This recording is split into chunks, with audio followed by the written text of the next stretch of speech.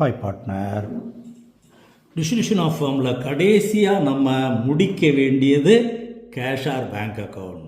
இது பேலன்ஸ் ஷீட்டில் cash account கொடுத்தா கேஷ் அக்கௌண்ட் ப்ரிப்பேர் பண்ணு, பேங்க் அக்கௌண்ட் கொடுத்தா பேங்க் அக்கௌண்ட் ப்ரிப்பேர் பண்ணு. இல்லை சார் ஒரு கணக்கில் கேஷ் அக்கௌண்ட் இருக்குது பேங்க் அக்கௌண்ட் இருக்குன்னா ரெண்டையும் சேர்த்து ஒரே அக்கௌண்ட்டா, ஒன்று கேஷ் அக்கௌண்ட் போட்டு கேஷ் பேலன்ஸு பேங்க்லேருந்து வரக்கூடிய அமௌண்ட்டை ரெண்டையும் சேர்த்து எழுதிடு. இல்லை பேங்க் அக்கௌண்ட் நீ ப்ரிப்பேர் பண்ணினா பேங்க் பேலன்ஸை முதல்ல பேலன்ஸ்னு எழுது, அடுத்து கேஷ்னு எழுதிடு. எப்படி வேணாலும் படிக்கலாம். ஒரு அக்கௌண்ட்டில் பேங்க் ஓவர் டிராஃப்ட் இருக்கும். ஓவர் டிராஃப்ட் இருந்தால் தேர்ட் பார்ட்டி லைபிலிட்டி ரியலைசேஷன் அக்கௌண்ட்டுக்கு இதை ட்ரான்ஸ்ஃபர் பண்ணிடணும்.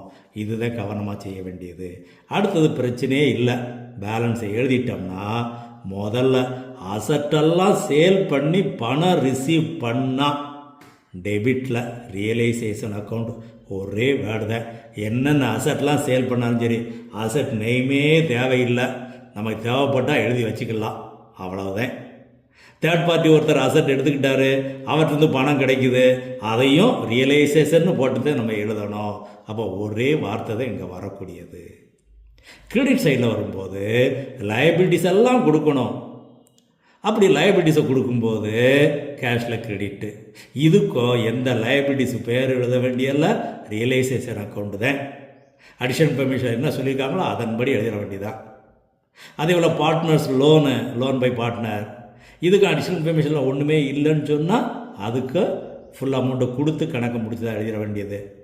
லைபிலிட்டிஸும் அடிஷனல் பெர்மிஷனில் ஒன்றும் இல்லைன்னா ஃபுல் அமௌண்ட்டை கொடுத்து தான் கணக்கு முடிக்க வேண்டியதை சொல்லியிருக்கோம்.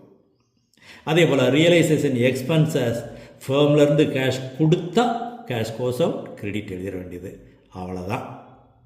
அடுத்து பார்ட்னர்ஸ் கேபிட்டல் அக்கௌண்ட்டை க்ளோஸ் பண்ணி அந்த பார்ட்னர்ஸ்க்கு கொடுக்க வேண்டிய பணம் இருந்துச்சுன்னு சொன்னால் அது கேஷ் கொடுத்துருவோம், ஃபைனல் செட்டில்மெண்ட். அப்போ கேஷ் கோஸ் அவுட் எழுதிட வேண்டியது.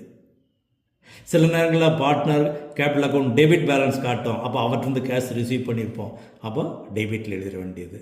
இதெல்லாம் முடித்து கேஷ் அக்கௌண்ட்டு டோட்டல் போட்டிங்கன்னா டெபிட் ஈக்குவல் கிரெடிட் கண்டிப்பாக வரணும். அப்படி வரலன்னா நம்ம எங்கேயோ தப்பு பண்ணியிருக்கோம்னு அர்த்தம்.